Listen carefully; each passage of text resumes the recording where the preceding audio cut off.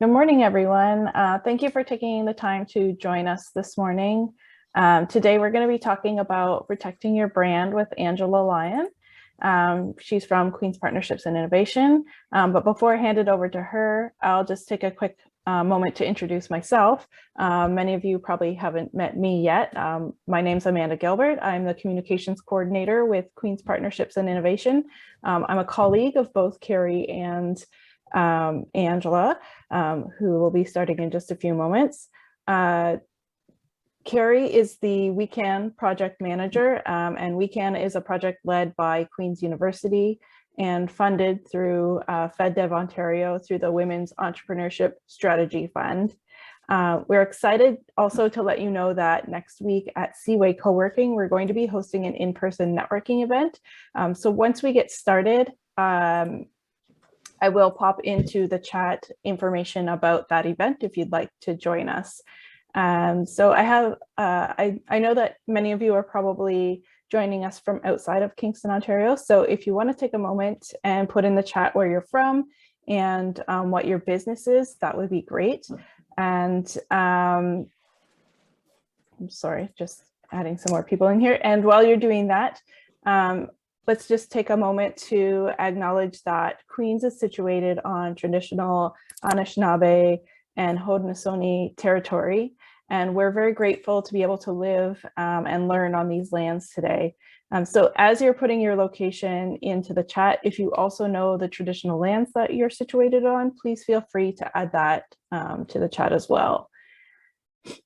All right, so we'll jump into handing the reins over to Angela to start us off today, and she's going to be teaching us why we should be protecting our brands. Thanks very much, Amanda. Welcome, everyone. It's nice to get a chance to chat with you. I am a patent agent at Queen's, so I mostly help inventors to protect by patenting their technology in the US and Canada and all around the world. I really love that job because I see a variety of what's coming in the future, and I get to argue with patent examiners from all over the world. So today we're going to be talking about branding, and I'm going to go through a few different types of how to protect your brand. And we're going to keep the recording on during the formal part of the slide presentation, but then once we get to the questions section, we're going to turn off the recording. And if anyone would like me to, look up your own brand and see if anyone else has got it all locked up and actually you need to change the name of your business, I'd be happy to dive into your personal questions for your business towards the end. Okay, so we're going to do protecting your brand. And of course, I just need to do a quick disclaimer. I don't want you to think that this is legal advice.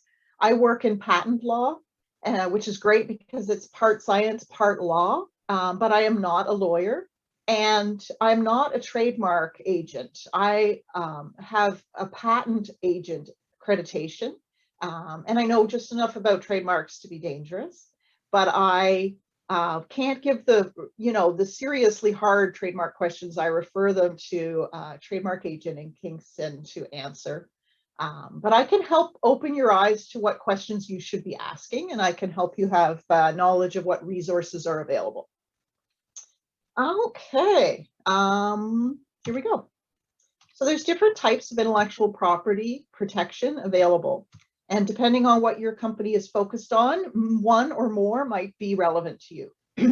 The first one on this slide is design patents, which is protecting the shape of something that you want to sell. You might hear about Samsung fighting with Apple in the courts about the design of smartphones.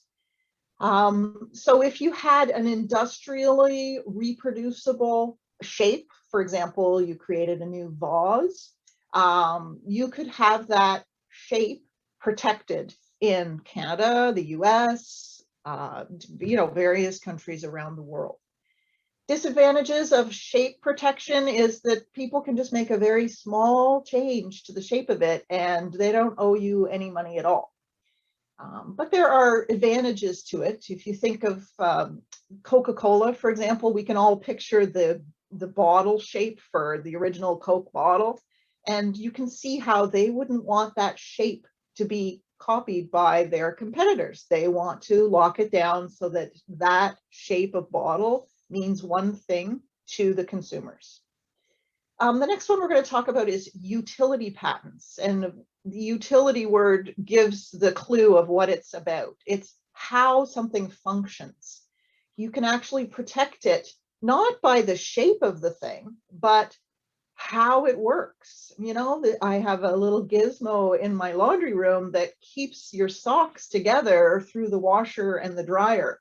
And so I often talk about that one in my patent talks, because if you were the president of the company, how could you protect that thing? Is it just the shape of it that you want to protect, or is it the function? Doesn't matter what shape, as long as it's easy to put on, easy to rip off, and it keeps your socks together, then it does that function, then let's go for a utility patent. But we could also go for a design patent for our particular shape of that device. The next one is copyright. And you may see this, for example, at the bottom of your company website. If you have original content there and you've worked hard to create it, you might, in the bottom part of your website, have C with a circle around it and the name of your company and the year. You can go to Queen's University's websites and see this. It'll say, you know, copyright Queen's University 2020 or whenever that website was launched. And this is basically a label for you to declare that this is original content and that the viewer shouldn't be lifting it and presenting it as their own. Copyright is available free of charge. You don't have to fill out a form and send money to the government. You can just label it with C with a circle around it, Angela Lyon 2022. It could be a song that you've written, it could be a poem, it can be computer code. As long as you want to protect those characters in that exact order, then copyright is what you want. Now, the downside is oftentimes you want to protect the core idea that you're presenting, not the exact words that are used to present it, but, you know, the essence of it. And copyright doesn't do that. You can't declare copyright until you've written out the thing. And then in that exact format, that's what you've copyrighted. So if you're walking around with an idea in your head of a new time machine, and you talk about it with a neighbor and then they go and talk about it with someone, you can't really be mad at them that they've infringed your copyright because you have not yet created those words in that order. So there is no copyright. And lastly, we have trademarks, and we're going to spend a little bit of time on trademarks today. Trademarks are usually symbols, or they might be a small number of words, kind of like a bumper sticker number of words. Like if you owned Nike and you had the byline, "Just do it," on all of your advertising. Nike is the name of your company, and you have products like shoes that have names, but then also you want to own Just Do It. And so how do you do that? Well, you would trademark it. And of course, Nike would also trademark that swoosh that is symbolic, and customers have loyalty for brand labeling like that. I mean, if you go to Best Buy and you're looking for an Apple iPhone, you're not going to buy something that's got a banana on the back of it. You're looking for the apple with the bite out of it and the leaf. You know that product label. And so trademarking can be very valuable for customer recognition. Oh, it's the same company. I love this company. That instant recognition of what company is producing that product. So we're going to learn how to do some searching of trademarks. And as I mentioned at the end, if you want to tell me what your branding is, we can look up your own trademarks and see if anyone else has some claim on them. Why should we bother protecting intellectual property? Why don't we just have a great idea and put it out there to the world? Well, really, if you're trying to form a business, you want a monopoly on your ideas.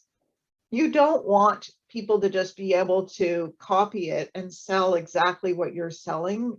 You've sweated and toiled in order to figure out how to do this thing better, and you would like to wrap some protection around that idea.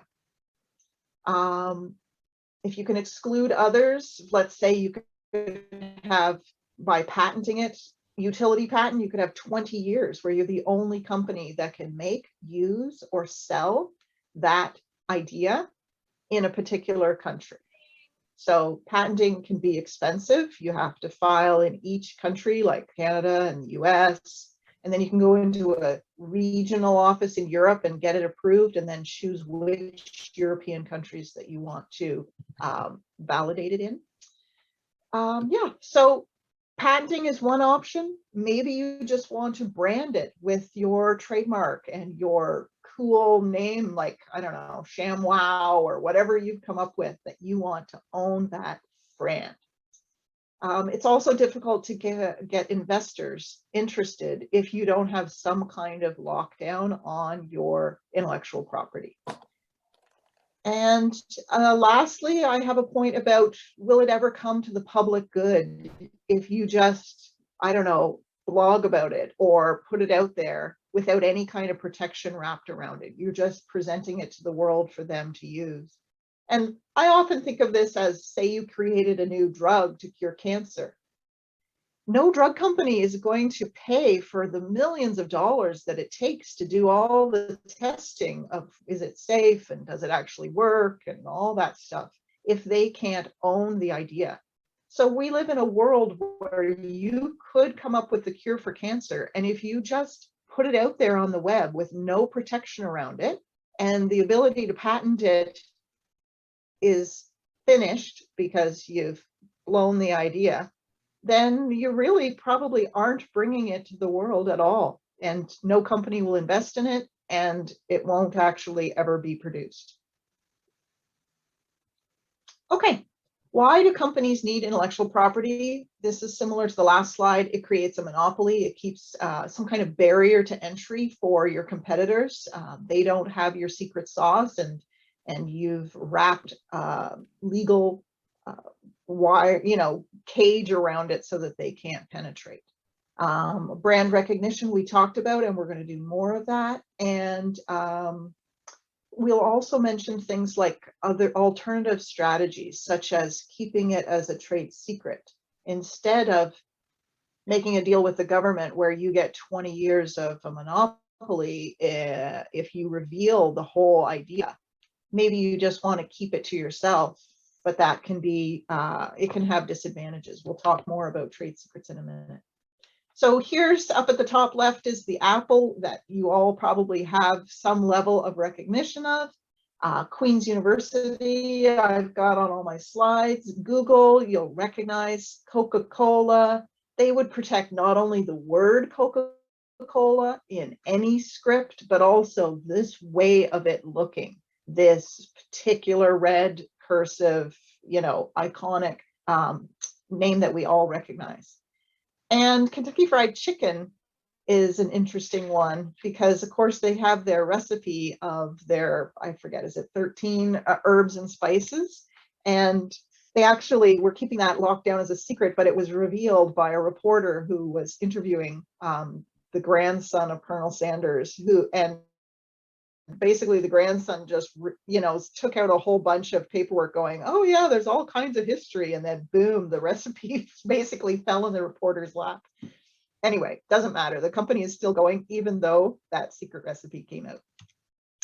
Now, here's a couple of interesting ones. So if you have a new word for your product, like for example, I don't know, Kleenex comes up with tissues that are disposable. The whole world is using hankies that they launder. And now, boom, we've got disposable paper Kleenex tissues that can be cheaply purchased and just tossed away. Unfortunately, Kleenex has become the word that we all use for tissues. And if I said to my partner, I need you to stop at the store and get some Kleenex, I don't care if they come home with the Kleenex brand. I just meant facial tissues. And so that's called dilution of your trademark, when the whole industry is calling that thing by your company's name, but it doesn't matter if they purchase from your competitors because the name has become diluted. Kleenex is an example. Jacuzzi also went through this. There was a time where they really tried to fight the world's desire to call every hot tub a jacuzzi and not care whose product they were actually purchasing. The other story I've got for you is the Queen's School of Business, this golden crown one at the bottom, recently had a great problem, which is that they were given a whack of money by an alumnus of Queen's, and the alumnus wanted the school named after him, and his last name was Smith. And, you know, Smith is very common. In fact, there are already schools of business called Smith School of Business. So this isn't a fantastic name for having brand recognition from the world. So you can see how Queen's re-trademarked. They had already trademarked the first one, but now the name was changing. They re-trademarked with the name Smith, but they tried very hard to keep a lot of the elements of their original mark, like the crown and the sort of swirly things and the format of it, to try to maintain some of the brand recognition that they had already built. Okay, trademarks. Am I infringing somebody else's trademark? I would say that's the biggest first question for you. Oftentimes, you think that you've come up with an original idea. Let's say you sat down with the Scrabble board and you used the letters to try to come up with some new word. And you did come up with a cool new word. You came up with the word Xerox, and you think this has never been known before in the English language. And so you decide you're going to call your product Xerox. But if you actually go on the trademark database, you quickly discover that this word has been locked down with trademarks in every country in the world. And so you wouldn't be able to use that. They would come after you with a cease and desist, and you could potentially owe them money as damages for having used a word that they have legal teeth wrapped around. So that's what I want you to think about. Even though you came up with something that you think is original, you need to do some good searching to see where is that word used by others. And are they in your field, or are they in a completely separate field? In the trademark world, it's okay if you have the same idea, but you're in a completely different field than someone. So I'll give you an example. You might remember breakfast cereal commercials from Saturday mornings when you were a kid. And one of the breakfast cereal companies has a tiger as their, you know, like Tony the Tiger mascot. But then also there's this oil and gas company in Canada that has a tiger like all over their pump as their logo. And so how come they can both have a tiger? We're both in Canada. It's because the public is not confused between breakfast cereal and gasoline products. And so they're allowed to both have the same basic tiger. And so when we're going to turn now to going to this global brand database, and I'm going to teach you how to look up your trademark. And we'll also be looking at what field are those people in. Okay, so I'm going to stop sharing on this, and I'm going to go to Google and start from scratch so that you can learn how to do this.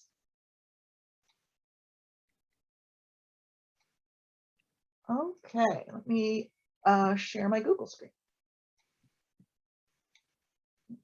Okay, so global brand database.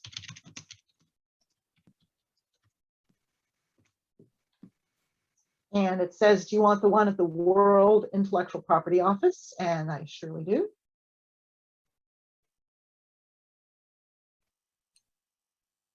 And you guys get to see how slow the internet is in the country. Okay, so here's the World Intellectual Property Office intellectual property portal. It says up in the top left, global brand database. And there's two halves of this. The first one, Amanda, can you see my circling cursor? Can you give me a nod? Okay, This first part is the left-hand side, which is called search by, and that's where you would enter your text. I don't know. Let's say we want to form a company and we have the idea for water and life. Both of those words are in my trademark. It's just taking a while to search water, and then I'm going to add life. Oh, goodness gracious, did I pick one that's way too busy and the internet's going to take forever?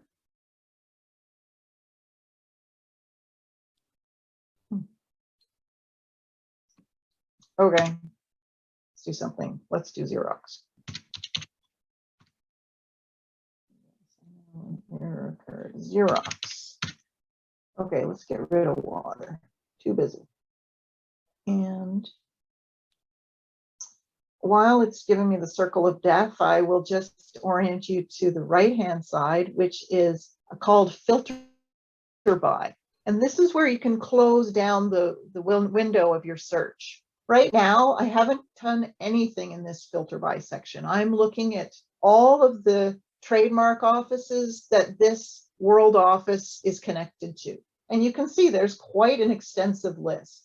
Not only is Canada on there and the US, but there's all kinds of African countries and European and Asian and South American, et cetera, et cetera. Okay, so without closing down any of the filter options, you can see I got quite a few hits from Xerox.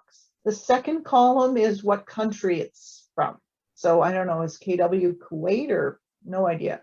And then we've got the US. We've got, let's see if we can go down a bit. Mexico and Thailand. We've got a bunch of them. And of course, you can see what company in the middle, it's Xerox Corporation. But one of the things I want you to focus on is the very last column, where you get to see what companies that are using the word that you love, this one that you've created, and what does their logo look like? Do they have a little koala sitting in a tree just like you do? Or are they, you know, pretty different? The second column from the right is the niece class. And this is what I was talking about with the tiger from breakfast cereal and the tiger from the gasoline company. This is how you know whether the company's in the same field as you.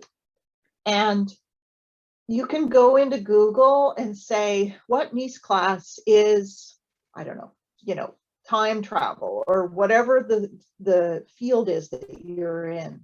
And you can figure out, oh, I'm in niece class number 3. And then you would look at this search to see who is using the same word as you, and they're in field number 3 under the niece class column. We can do more of this at the end of the talk if someone wants to give me an example of their thing. But I just wanted to whet your appetite of how to search. If you don't care about what's going all over the world and you just want to search Canada and the US, I would click this CATM and hit filter.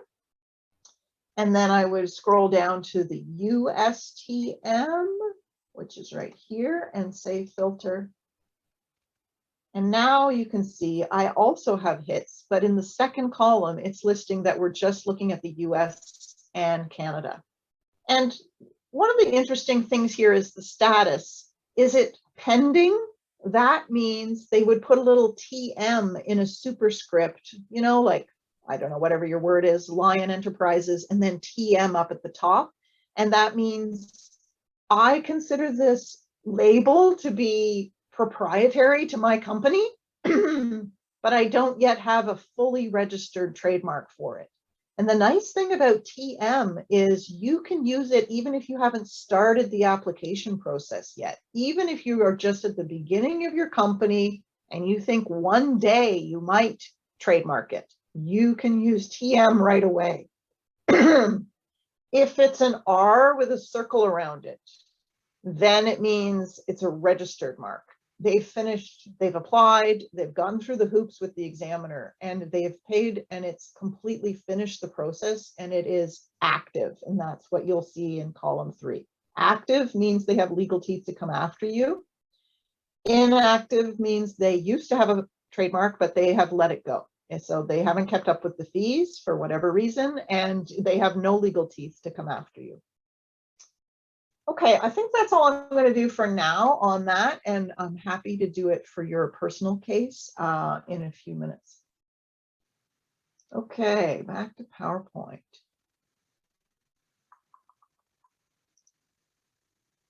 And I want that to look like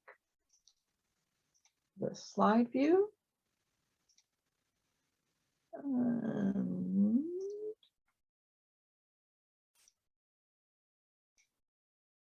Okay, Amanda, let me know if that doesn't look good, but it should say trademarks. Looks good.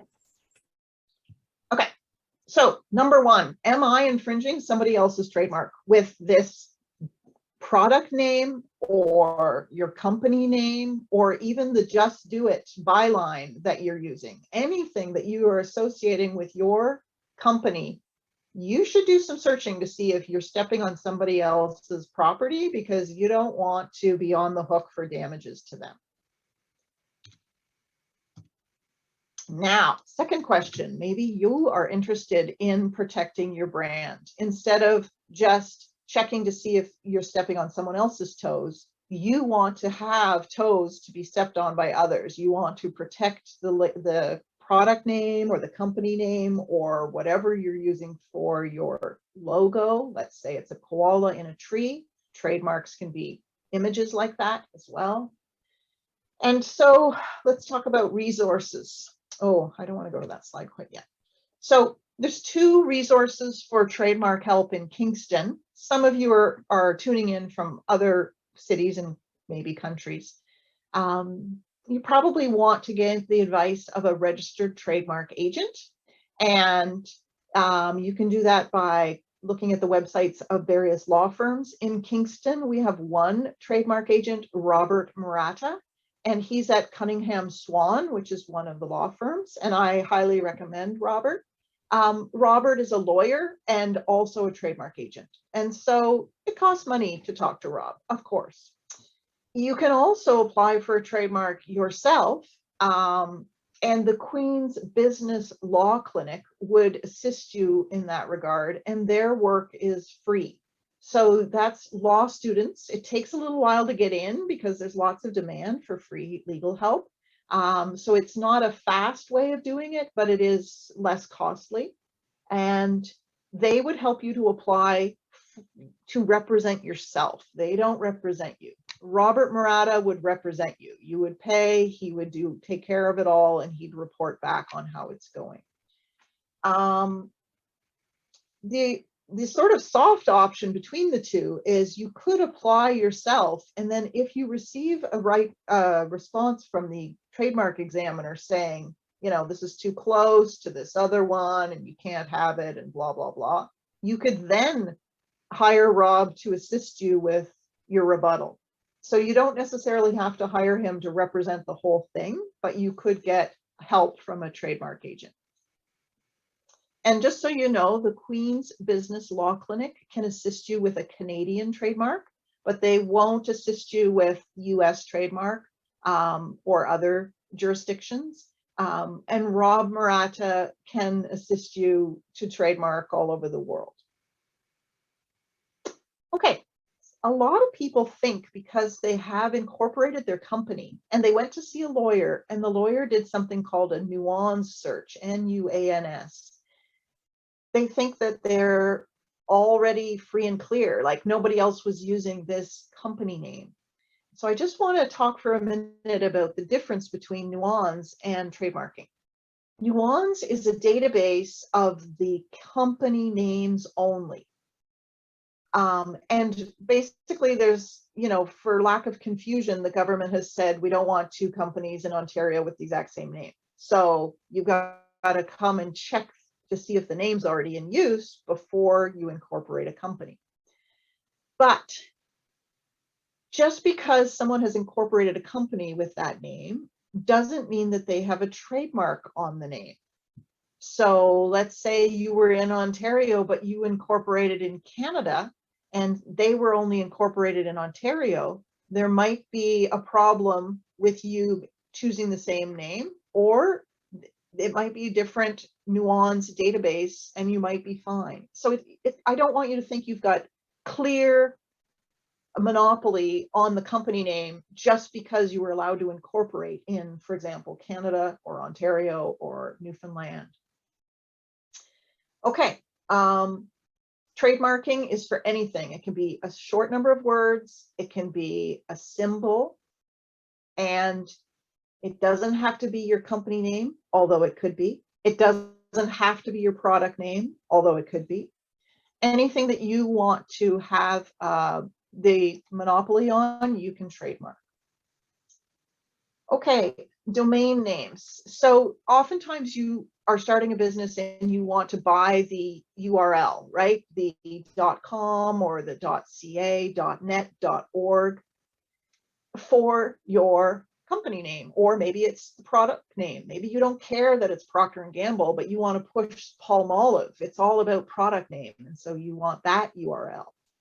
Or maybe you want a company URL so that all of your 10 different products are featured there, not just one that you started out with. So yes, I expect that some of you have already looked into this, and it's hard to decide whether to get the .com and this .ca or just one or the other.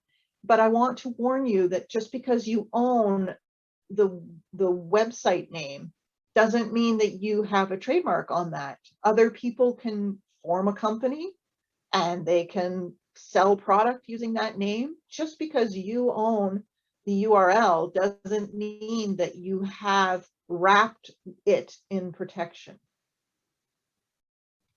And likewise, if you have a trademark on the term, it doesn't mean that you get the URL. Somebody else might own it and you may have to approach them to buy it from them, or you may have to pivot and go for the .org instead. And then you've got customers who are always getting confused because they're landing on the wrong website. Okay, we did nuance versus trademark. I wanted to mention that trademarks are good for either 10 or 15 years, depending on which country we're talking about. And we already talked about the global brand database. I already talked about these two options for the Kingston's help for trademarking. And copyright, we talked a little bit about. Remember, I said it's great for a poem or a song or computer code. Anytime you want to protect those exact characters in that order. Often, if you've done a thesis for a degree, you'll have marked it copyright at the bottom of the title page. So it's easy to acquire. You don't have to do anything other than put the C in the circle around it. However, if you were going to sue someone for copyright infringement, at that point, you must register your trademark with the government. So at that point, you would fill out a form and submit money. But I don't want you to think that the government registered copyright is more valuable than the just throwing a C in a circle around it. Actually, it's equivalent. It's just that in order to proceed in court, you have to have the government registered one. Copyright lasts for 75 years after the death of the last author. So this is why we don't hear Beatles songs on every commercial on television. It's because there are still Beatle members who are alive, and even after the last one dies, 75 years have to elapse before their songs come into the public domain and you wouldn't have to pay to use them. Copyright only applies to a substantial body of work. So when I was talking about a bumper sticker, I was talking about trademarking. Copyright, it has to be more than a handful of words. It has to be your original work. And if you're talking about computer code for copyright protection, I want to warn you about open source places to get computer code. So let's say you're trying to, I don't know, build some code and you go and borrow from an open source place for certain parts of it. You have to be careful about that because you don't really necessarily have the permission of that open source. Some of the open source communities have regulations about not being able to use it for commercial products. And so if your whole thing is producing a commercial product, that's a problem, that you've taken part of your code from an open source community that doesn't allow that. Also, you have to think about the copyright. The author of that code holds the copyright to it. If your company wants to own its code, then open source is a problem for you. Okay, moral rights. This is something that I expect most of you don't know what it is, so I'm going to start from the beginning with it. Okay, I want you to imagine going into the Toronto Eaton Centre, and in one part of this mall, there's this beautiful display of Canada geese hanging from wires. The mall purchased this display from an artist, and the artist gave it to the mall for remuneration. However, the artist maintained the moral rights, which means the mall doesn't have the right to change the work. They can purchase it and display it as the artist created it, but they can't change it. And so one Christmas, a mall employee got a big old ladder and put little red bows around every Canada goose on the display. And the artist sued for infringement of moral rights, and the artist won. And so when I think of the word moral rights, I see the display of those Canada geese. And you need to think about this when you're obtaining work from a creator. Let's say it's computer code. What if you purchase from an employee or a consultant them writing this code for you? Your company wants to own that code, and you want to be able to get to version 2 and version 12. You want to have the ability to change it. So you not only need ownership of it, but you want to make sure that the term moral rights appears in your agreement with that author of the code. You don't want them to have the right to say that you couldn't improve that version. Okay, trade secrets we talked about a minute ago. Trade secrets could last forever if you can keep it locked down. You need to take the secret sauce of your solution to the problem and lock down the number of people who know it. So for example, you might keep the recipe in the vault and only a small number of people in your company can know that information. You'll probably have heard that Coca-Cola has this type of approach. And if you ever go to Atlanta, you can go to their museum. A lot of it is about the secret and how they make all these efforts to keep it secret.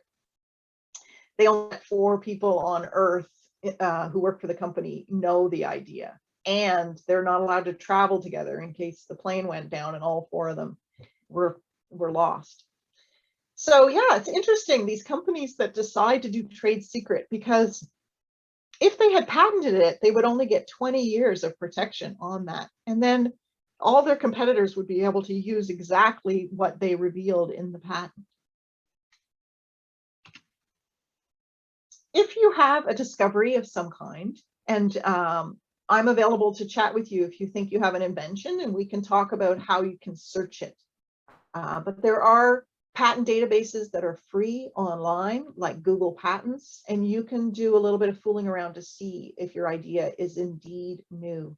You don't want to spend money if it's already known in the world, because you won't be able to get anywhere with the patent protection. But of course, nobody gives you your money back. If you hire a patent agent or a lawyer to help you, you're going to be making quite a bit of an investment. So you want to do a little bit of searching on your own, and then you might want to hire someone to do some searching for you, someone who is a professional searcher. I want to make the point that if you have some kind of patentable invention, you don't want to talk about it. You want to file in the patent office first, and then talk about it at a trade show or on your website. If you talk about it first and then go to the patent office, you've really limited the number of countries that you can pursue patent protection in. You've basically only got Canada and the US.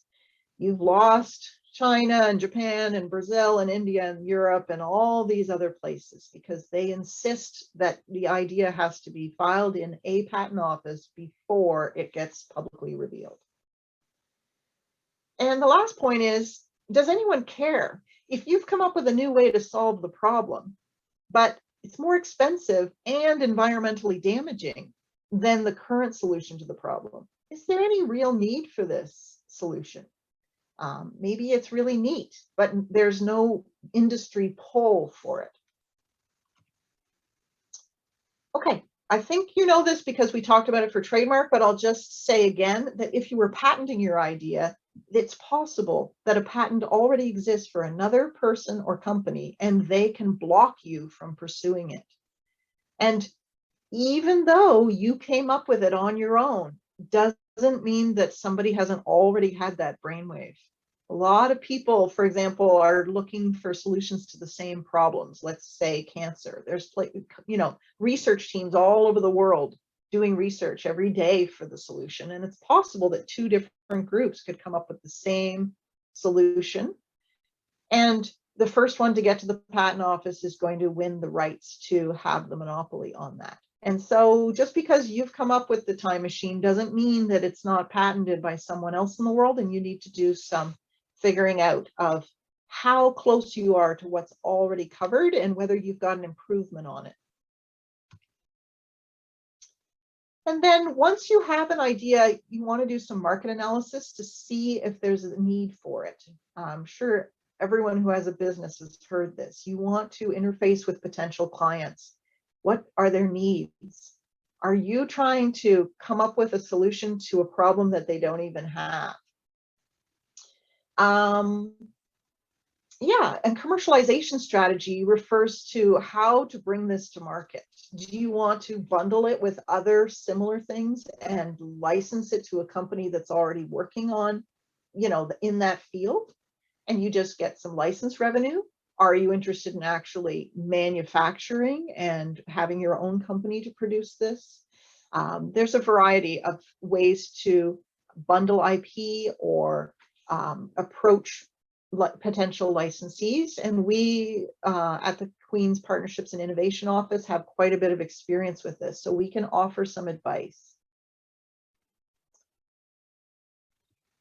Okay, this slide is here just to remind me to mention that you, as the company, you want to own the ideas. So be careful what the language is in your employment agreements, or maybe you just have a bunch of friends and they're all sort of helping.